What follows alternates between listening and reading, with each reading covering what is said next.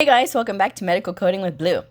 Okay, so I got a really good question today about incidental to procedures. Like, how do we know when a procedure is included in another procedure? All right, I'm going to show you based on the viewer's question. Okay, I'm using the 2018 version. Thankfully, those codes did not change. This is what I have at home right now. I have my 2019 book at work, but like I said, thankfully these codes did not change, so I'm going to go ahead and show you guys what it means in the book. All right, so the question was, how do we know that 31623 is incidental to 31624? So we're going to go ahead and look at this section here, okay?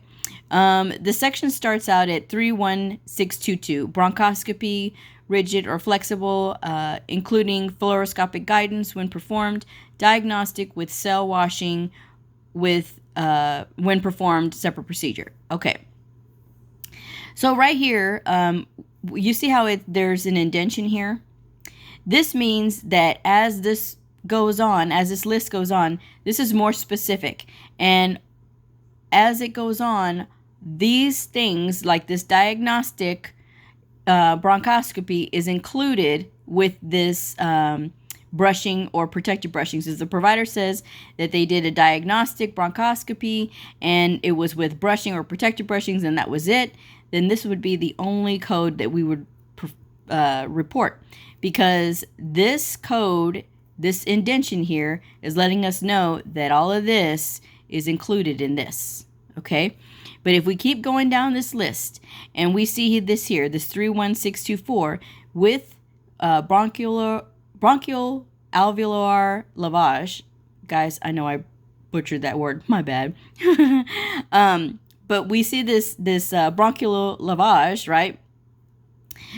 We know that all of this could potentially be included in this. So this diagnostic and this brushings with or protective brushings is all included in this procedure code here. So we would only report this 31624 if we were if this is all that if they performed, okay? And we stopped there. But if the provider says that they also performed single or multiple biopsies while they were doing this bronchoscopy, then we would only report this 31625, because this is telling us a story. This is telling us that in this story, this bronchoscopy may have had like a diagnostic and then brushings or protected brushings with bronchial alveolar lavage with these biopsies. So this 31625 is like the most specific. As this goes on, it's being more specific, okay? So it's very important to pay attention to these indentions here, so this way you can sort of understand kind of what the book is trying to tell you, because there's a lot going on in this book. It is very important to understand like your symbols, and your symbols are going to be at the bottom. You see here, I'm trying not to move the phone too fast so it doesn't blur. So the hashtag is for the resequence code. The lightning bolt is like FDA approval pending. This little plus here is an add-on code. And then the star is telemedicine. So one of the other things that she mentioned was the use of modifier 51 or 59. Okay. You have to be very careful when it comes to modifier 59. You got to really use caution about it, because there are a lot of articles when it comes to the proper use of modifier 59. So modifier 59 is meant for procedures that are not normally reported together, but in certain circumstances where it is appropriate, then you can apply that modifier 59. Now, if you are trying to apply a modifier 59 because your encoder is giving you these edits and you're trying to bypass the edit, so you throw that modifier 59 on there when it's not appropriate, that is potentially overcoding, because there's an edit for a reason. And to try to use a modifier to bypass that edit is not right, okay? So just be sure to pay attention to your use of that modifier 59.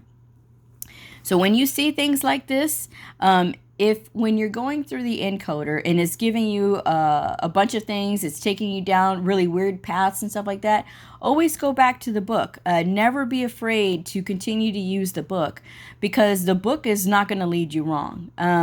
A lot of times when you're going through the encoder, it's going to ask you very specific questions about the procedure and things like that. So if you don't quite understand what's going on, you could potentially go down the wrong path in the encoder and get a potentially wrong code. So when all else fails, and it gets to be a lot, come back to the book and be able to look at it. Because if you were to look at the book and you had these two codes, you would say, oh yeah, well, this code right here is going to include all this other stuff, so I know I'm only going to report this one. And the provider's not losing any credit, because all of this stuff here is included in this. Okay, so I hope that makes sense. And like I said, I know it's a lot, but just knowing like those little things like that, excuse me, that indentation right there is really going to help you to understand those things. But one other thing I wanted to bring up before I get out of this book is this little plus sign. So when you have these, that's an add-on code. You're not going to put 59 or 51 on this because it is an add-on code. It's additionally telling you there's more things that are involved with this procedure. In the book, it'll also tell you what you can use it in conjunction with. Okay, so for example, this one is 31626. You can report this one in conjunction with this one. The add-on codes are always going to be listed subsequent to the main procedure. You're always going to list a main procedure first, followed by that code, okay? And do not try to apply a 51 or 59 to it, because it's not necessary in these instances, okay? When you see that little plus sign, that's when you know it's an add-on code. All right. Okay, so I hope that answers that. But yes, these little nuances that happen in the book, eventually they're easy to get used to, because you'll be able to spot them right away and know what the difference is. Okay, but like I said, knowing these little symbols will really help. Make sure you do flashcards on these to make sure that you remember what they all are for. Okay.